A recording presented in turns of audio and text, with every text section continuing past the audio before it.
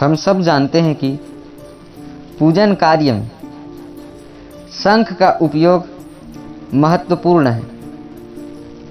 लगभग सभी देवी देवताओं को शंख से जल चढ़ाया जाता है, लेकिन शिवलिंग पर शंख से जल चढ़ाना वर्जित माना गया है। आखिर क्यों शिव जी को शंख से जल अर्पित नहीं करते हैं? इस संबंध में शिव पुराण में एक कथा बताई गई है। शिव पुराण के अनुसार शंखचूड़ नाम का महापराक्रमी दैत्य हुआ। शंखचूड़ दैत्यराम दंभ का पुत्र था। दैत्यराज दंभ को जब बहुत समय तक कोई संतान उत्पन्न नहीं हुई, तब उसने भगवान विष्णु के लिए कठिन तपस्या की। तब से प्रसन्न होकर भगवान विष्णु प्रकट हुए। विष्णु ने वर मांगने के लिए कहा। तब दंभ ने तीनों लोकों के लिए अजय एवं महापराक्रमी पुत्र का वर मांगा। श्रीहरि तथास्तु बोलकर अंतर ध्यान हो गए।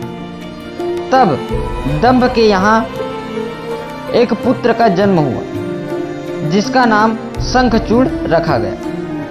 शंखचूड़ ने पुष्कर में ब्रह्मा जी के निमित्त घोर तपस्या की और उन्हें प्रसन्न कर लिया। ब्रह्मा ने वर मांगने के लिए कहा। तब शंखचूड़ ने वर मांगा कि वो देवताओं के लिए अजय हो जाए।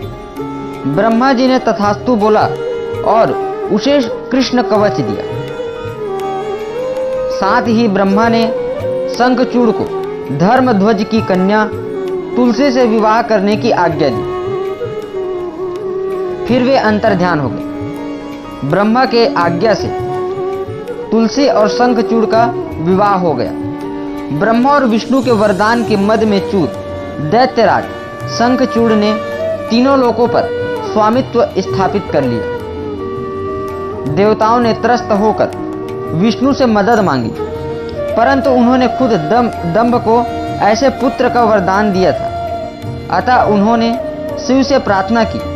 तब शिव ने देवताओं के दुख दूर करने का निश्चय किया और वे चल दिए।